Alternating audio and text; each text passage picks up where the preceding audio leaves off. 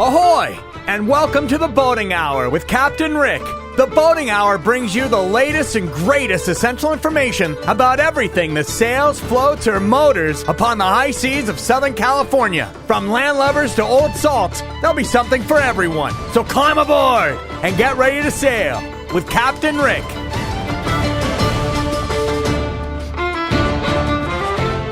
Ahoy out there and welcome to the Boating Hour. I'm Captain Rick and I want to thank you for joining us here on AM 870. We're here every Saturday at 4 p.m. and please be sure to visit us on the web at theboatinghour.com and now on Instagram, Facebook, YouTube, and Rumble. The Boating Hour with Captain Rick. Thanks to our sponsors for our show today. For a healthy gut, the best probiotic on the market, Livia One Probiotics. Natural, organic, and allergen-free. And coming up as a guest, our sponsor, Raycom. Reliable two-way communication throughout all of Southern California, whether on land or at sea. You can count on Raycom Radio. So we're going to have the founder of Raycom coming on the show. He'll be a guest sometime in the future. And today I've got Miles, our show from last week, on the phone, and I've got Craig in studio. How you doing, Captain Rick? Nice to be here. And I want to thank you for coming in last week. You really made my day with with your gifts. You gave me a nice burgee and showed me a couple pictures and this nice little cup. Well, the Marina Yacht Club is founded by Howard Hughes at the Marina City Club. It was founded by Howard Hughes in 1974. So this is the 50th anniversary of the Marina Yacht Club. How about that? And so we made a limited edition special burgee, which is, we'll send a picture up there. It's got a beautiful 50 star on it, and this one's for you. So here you go. Congratulations. As a former Commodore of the Marina Yacht Club, you are definitely entitled to one of these special edition, limited edition burgees, 50th anniversary Marina Yacht Club burgee. And then the other thing we brought you was a little gift from the Halloween Boat Parade people. So we made special cups for the Halloween Boat Parade, and I think we needed to get one to you. So here you go. We got Halloween Boat Parade swag. We've got Marina Yacht Club burgees, and all good. All right, I thank you for that. Let's talk to Miles because I wanted to rehash a little bit from last week's show, Miles, and remind everybody about the Halibut Derby and how to contact you. So let's if anybody wasn't listening to the show, you can go to the boatinghour.com or Salem Media and listen to it. But tell me about how to contact you for both the anglers and the Halibut Derby, and tell me what's coming up June 1st and 2nd. Yeah, absolutely. Thanks for having me, Captain Rick. So we have our 49th annual Marina Del Rey Halibut Derby this year, partnered with CCA. It's taking place on June 1st and 2nd at Burton Chase Park in Marina Del Rey. Only a $100 entry for adults and $20 for youth anglers. That's 15 and under. So, a bit about what the Derby does, and with Marina Del Rey anglers, it's funding our youth program, our vets program, as well as our white sea bass pen grow out program. So every year we take about 600 kids out fishing on the Betio out of Marina Del Rey, as well as about 150 disabled veterans. So we like to show support for the community. That's what the point of our program is. We're a 501c3, so you can find out more about Marina Del Rey anglers at mdranglers.com. And if you want to find out more about the Halibut Derby, it's halibutderby.com. And again, it's taking place on June 1st and 2nd of this year, 2024, Burton Chase Park in Marina Del Rey. You can find out more about it at halibutderby.com. God, that's so exciting. And I tell you, I'm thinking of doing a live show. Next year will be your 50th. Yep, next year is a big one. Next year's the big one. I'm going to come out there, maybe do a show and then, maybe get on the boats and bring my camera. I'll definitely be there for that as well. God, that is exciting. Well, Miles, I want to thank you. Thanks for having the show last week. If you didn't listen to it, go up on the site, theboatinghour.com, and you can listen to it. And it becomes a podcast after we air the show. And I want to thank you for coming on and reminding us about that, because it looks really exciting. And I like the fact that you have all kinds of different divisions, from the youth group to the women, the kayak and the shore and the sport boat. So that's pretty darn exciting. Miles, did you, and Craig, this is for both of you. Let's ask Miles first. Were you able to get to any of the opening days in Marina Del Rey last week? I wasn't able to at Del Rey Yacht Club just because I was down at the Pacific Coast Sport Fishing Show the whole weekend promoting the Halibut Derby. But I heard that it was amazing. How was the sport fishing show? It was great. It was super well attended. I mean, it was spread out all throughout the OC Fairgrounds. It was incredible to see all the different vendors, all the different organizations, as well as all the support for the community. You know, I invited them on the show. I'd like to get them to talk about the show. They were too busy this year, you know, and it must be difficult whenever you're an event coordinator. There's so much for, you know, I think, who was it that mentioned like herding cats? But it's very difficult. And once you're done, especially if it's a success, you know, people wonder how they put it together. There's so many things. It's, you know, like a giant puzzle. So that's fantastic. People don't realize the work that gets put into these shows. You know, between the hall shows and the PCS show, it is just nonstop grind for months prior to it. And then after showtime, that adrenaline crashes on you and you need to rest for a little bit.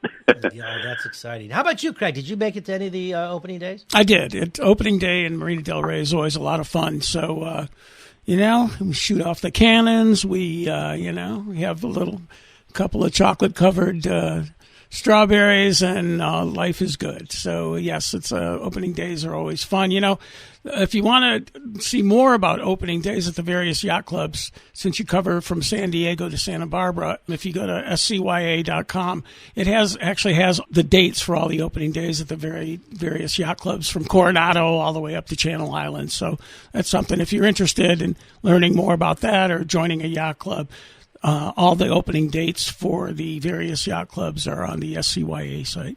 I've made a few, and one of my favorite, of course, is the Los Angeles Yacht Club down in San Pedro, and I love that one. They're the first. They open up. They're in January. They're the very first. Even during the lockdowns, you know, they didn't miss any one of their opening days, and they were founded in 1901. And Peggy Slater, which is a fabulous award for women, she taught Humphrey Bogart how to sail. So there's a big display. They're creating a little museum in there. That's an exciting one. Of course, I go to the American Legion in Newport Beach. I come to as many as I can in, you know, King Harbor, Redondo Beach. I've been to those, the King Harbor Yacht Club. And I definitely love going to all the opening days. I was here in Marina Del Rey for the Santa Monica Windjammers. I've got photos posted up there. And, of course, Marina Yacht Club. Being past Commodore. So I love that one. The origins was Howard Hughes. Boy, I tell you, a lot of people don't realize that. You know, Howard Hughes, I would have liked to have been an engineer at his company when he built the towers, and he formed, I guess, the yacht club for his engineers. Tell me the history. Is that what it was? Well, in the Marina City Club charter, there is a stipulation that there must always be a yacht club at the Marina City Club. It's there in print, and so looks like it started in 1971, was chartered in 1974, this being our 50th, the Marina Yacht Club's 50th anniversary about that.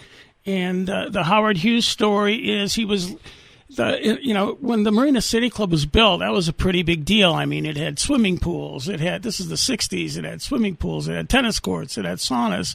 And that was, you know, pretty highbrow stuff back then. So the reason that Mr. Hughes thought it important to have a yacht club there was, of course, you've got all this wonderful stuff. You got to have boats too. So they instigated the beginning of what is the Marina Yacht Club. And another reason he did it was he was losing all of his engineers to other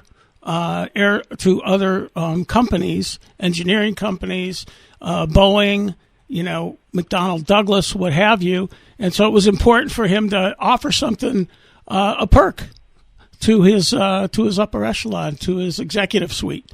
So nothing seemed like a better idea to the people that surrounded Hughes than let's give him something, you know, really different. Let's do something fantastic. And in the 60s, 3 swimming pools and saunas and boats seemed like the way to go. So 1974, Marina Yacht Club is born, and the new Burgee, the limited edition Burgee, reflects that with a beautiful gold star with the 50 insignia inside it. So we'd like everybody to that is part of the yacht club to have one of these limited edition Burgees. What a glorious history, you know, just to have the insight to also do activities for the community and the youth. And of course, Marina Del Rey was young. I'd like to do a whole show on Burton Chase. You know, of course, they named a park after the county supervisor that that helped open up and develop. I'm sure I can't even imagine what he went through. So I understand it was about a 10-year process to get it approved and have the Army Corps of Engineers. I've had Mike Lenneman and a few people come and talk about the opening and about putting the break wall to protect it. So I've had a few people talk about it. And, of course, I've had Willie and a couple people from the Marina del Rey Historical Society. You can see them in the Fisherman's Village. So we have talked a lot about Marina del Rey. I've featured and focused on a lot of the clubs, a lot of the activities in Marina del Rey. So, yeah, it's a kind of an amazing place. It is. It is very. It's a lot of fun. There's a lot of events that sailing events and regattas, and we've got the Dr. Robert Baker Regatta, it's Christie Regatta. Tell me about once that. A year. Tell me about the Baker Regatta, because I've committed to the Marina Yacht Club to try to restore that to its grandeur, and it's got quite a history, and I'm just learning about it. Because that was before my time. Tell me about the Baker Regatta. The Dr. Baker Regatta is happens once a year, obviously, and it is part of the history of the Marina Yacht Club. We added one of our favorite members, Christie. So it's the Dr. Robert Baker Regatta, Christie Regatta, and the date varies from year to year. And you can sign up off of the Marina Yacht Club website. So it's something we do annually. It's got a rich and past history, and we look forward to carrying on again in 2024 with the Dr. Robert Baker Christie Regatta. So regattas are fun. I really, some people say it's an excuse to go out there and get wet and and put your boat to use. Other people are very serious, buying new sails and training with their crew. So it's a mix. But what's interesting about the regattas, one of the most prestigious, well-known, longest running is the Wednesday night. It's I forgot what they call it, the California Yacht Club's Wednesday night series. That's been going on since the marina opened.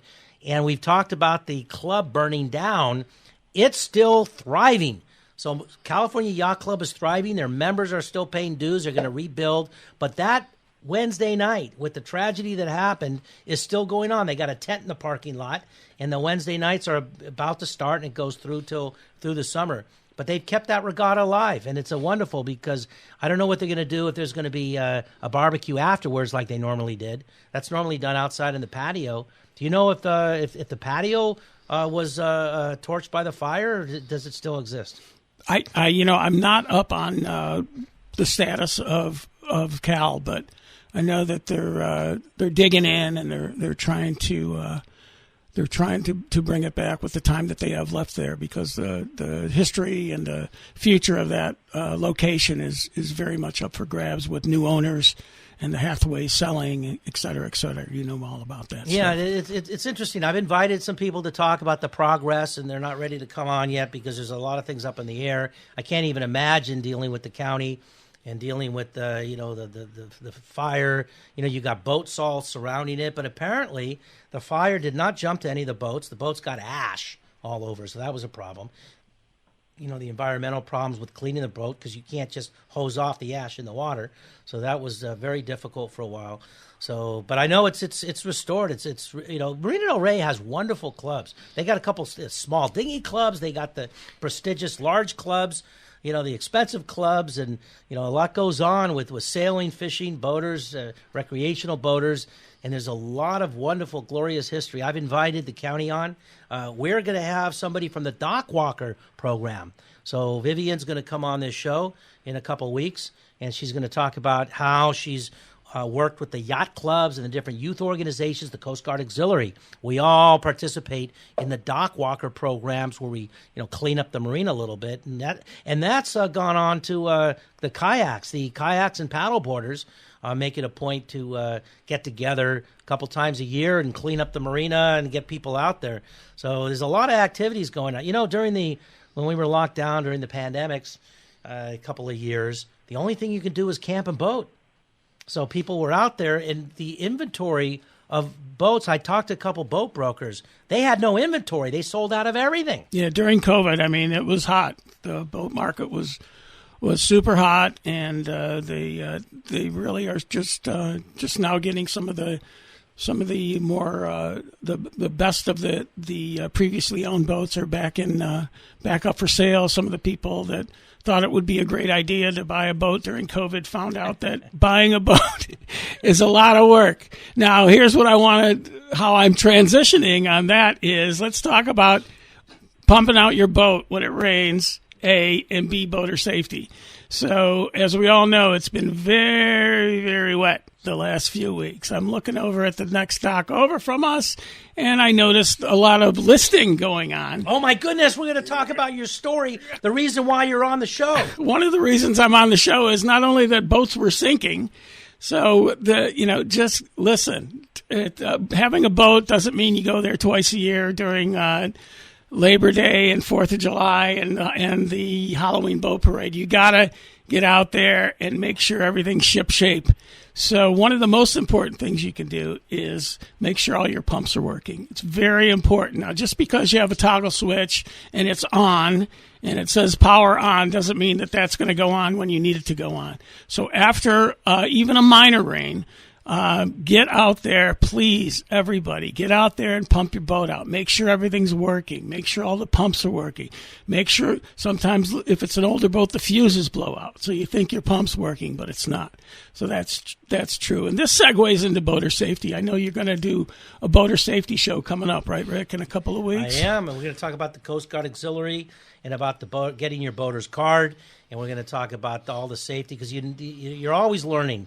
So it doesn't matter how experienced you are, but you need the safety protocols. So 3 points of contact a few Wednesday nights ago in the middle of the night. There was no moon, really, and it was very dark. And I happened to be working on something, and I heard a strange noise that I had never heard before. And I dismissed it, just somebody probably running up and down the dock. Then I heard it again, and then I heard it again. Well, I go off on the stern of the boat, and somebody had fallen off their boat on the next slip over from mine, and tide was going out, and they had been holding on for God knows how long to the swim step on the back of their boat. So, it's you grab your lifeline and throw them the pole, and this gentleman was an older gentleman and needed a little bit of extra care due to a little bit of a bum leg, and so we pulled him after he let go from the swim step. We pulled him over. There was no ladder hanging down from his boat. There was a ladder, but it was stowed. So we had to figure out how to do that while holding on to him so he didn't float away. And 200 pounds later, kind of like a Bruce Willis thing, hanging onto the wrist over the edge of the cliff. So we're holding on to this guy, and we're trying to get him on the ladder. And I got a bum leg, so we get him on the ladder, and we eventually pulled him up. I was concerned that he was going to have a heart attack because he was an older guy, not in great shape, and so it was important that we put a blanket on him after we pulled him up, and that was it was a pretty interesting evening. So we got him on board, we got him warmed up, and we got him to safety. So the bottom line is, please, 3 points of contact. Make sure, try not to do stuff by yourself. Try to have a buddy with you especially if you're doing repairs or you're climbing around on the back of your boat in the evening. So boating safety is always very important, and we're glad we were there to help this gentleman out because he was on his way out. He was on his way out. The tide was moving out. That's one of the things that I've noticed. All boaters are very friendly with their neighbors. It's one of the things I like about Marina Del Rey. You could have a tough day at work, problems in the family, road rage out on the roads. As soon as you pull into Marina Del Rey, people are waving at each other. And it's a very nice, friendly place. And I really enjoy you pull into the Marina Del Rey, even before you park your car, but it's such a friendly place. I find most marinas to be like that. That's why I like it so much. Wherever you go, you forget kind of where you are and all the problems you have, and it's just a wonderful place. I've been welcomed all over. I talk about the reciprocals, one of the perks of being in a yacht club. You have reciprocals, and you're welcome pretty much at any yacht club throughout the world. And I have traveled to where I've walked into yacht clubs and I get a reception. You know, I don't get the same reception at my own yacht clubs that I've been a member of, or where I've even volunteered on race committee. But I tell you, you visit one of the yacht clubs with the reciprocals, and boy, I tell you, it is a really wonderful feeling. So yeah, that's good to know. Well, congratulations, and I'm sure they're very happy with you. I mean, you know, you saved a life, because I don't know how long you last in the water. You get tired. You know, when you're wet, you're a lot heavier. You know, I wonder what the ratio is. But I pulled somebody out of a water that got drunk and fell over and broke her leg, actually, and we needed about 3 people to get her up on the dock, because she had no strength and she was so much more heavy in the water. But of course, she had done some drinking. You know, another thing we talk about in the boater safety class, it's just like being in a car. You know, no alcohol when you're out there. You got to be very careful. So I volunteer with the Coast Guard Auxiliary, and we do boater safety classes. So I'm going to invite you to talk about that episode, because that's a wonderful thing. So how's he doing now? Have you followed up? Oh yeah, everything's shipshape, and it was interesting, because I'm not usually there on that particular day at that particular time. So the fact that I was even present there was very fortuitous for both of us, because in all honesty, like I said, it was a black night and there was no moon, and I really don't know if he would have made it, because there was nobody else around. So happy to help. I mean, that's one of the, like you just spoke to. That's one of the things about having a boat and being a boater and being well versed on what to do in case of an emergency. Taking classes and learning. Yeah, do not panic. Just kind of take a deep breath, get it together, see what you have handy to utilize to save people and do the best that you can do, which is what we did. Okay, coming up, Craig, next week, you've got a guest that you've referred to the show, so I hope you're going to come in with him. Tell us who's coming up next week. Well, we wanted to bring a little comic relief to the show, so we've had somebody that's been a part of our yacht club on comedy nights, Andy Kozel. And Andy is a great actor and comedian. He's got several projects in, as they say, in the pipeline. And Andy is a good guest. Excellent.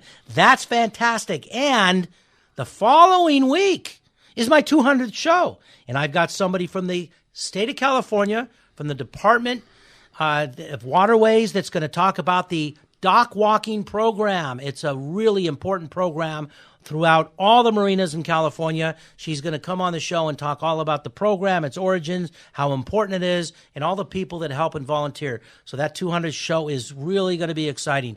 So that's all the time that we have for you today. I hope you enjoyed our show today. As always, we're so very fortunate to have such wonderful and exciting guests. And let's not forget the Coasties, protecting our waters, America's lifesavers and guardians of the sea. All last year, we featured the Coast Guard, which was the featured branch in the Armed Service Parade, and that is coming up again in Torrance.